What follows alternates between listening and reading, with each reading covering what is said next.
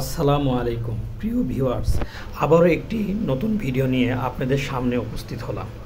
আজ আমি আপনাদের সামনে একটি চিরচেনা অথচ অনেকটাই অবহেলিত বিষয় নিয়ে কথা বলবো। গ্রাম বাংলার কুটির শিল্প। আমাদের দেশের গ্রাম বাংলা হলো সংস্কৃতি, ঐতিহ্যের আর শিল্পকর্মের আঁতুড়ঘর। এখানকার মানুষেরা যুগ যুগ ধরে নানা রকম কুটির শিল্পের মাধ্যমে তাদের সৃজনশীলতা ও পরিশ্রমের পরিচয় দিয়ে আসছে। কুটির শিল্প বলতে বোঝায় ছোট পরিসরে পারিবারিক বা গোষ্ঠীগতভাবে গৃহস্থলীর ভিতর বা আশেপাশে গড়ে ওঠা শিল্পকর্মকাণ্ড, যা মূলত হাতের তৈরি হয়ে থাকে।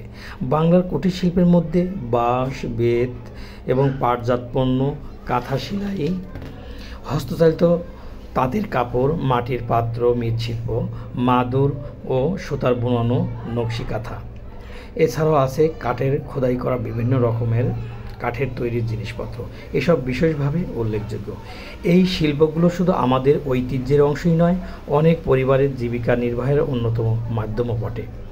এই শিল্পের পিছনে থাকে গ্রামীণ নারীদের নিঃশব্দ অবদান। অনেক গৃহিণী ও শিশুকন্যা নিজেদের অবসর সময়ের এসব হস্তশিল্প তৈরি করে সংসারে বাড়তি আয় এনে দেয়। এতে নারীর ক্ষমতায়ন যেমন বৃদ্ধি ঘটে, তেমনি আমাদের দেশীয় শিল্প ও সমৃদ্ধশালী হয়। তবে প্রযুক্তির ছোঁয়ায় এবং শিল্পায়নের বিস্তারে আজ এই কুটির শিল্প কিছুটা ঝিমিয়ে পড়েছে।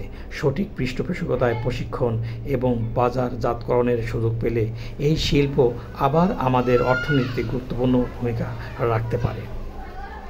পরিশেষে বলবো, গ্রাম বাংলার কুটির শিল্প শুধু একটি অর্থনৈতিক ক্ষেত্রই নয়, এটি আমাদের সংস্কৃতির প্রতিচ্ছবি।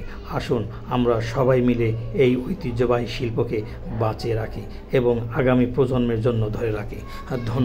ধন্যবাদ সবাইকে।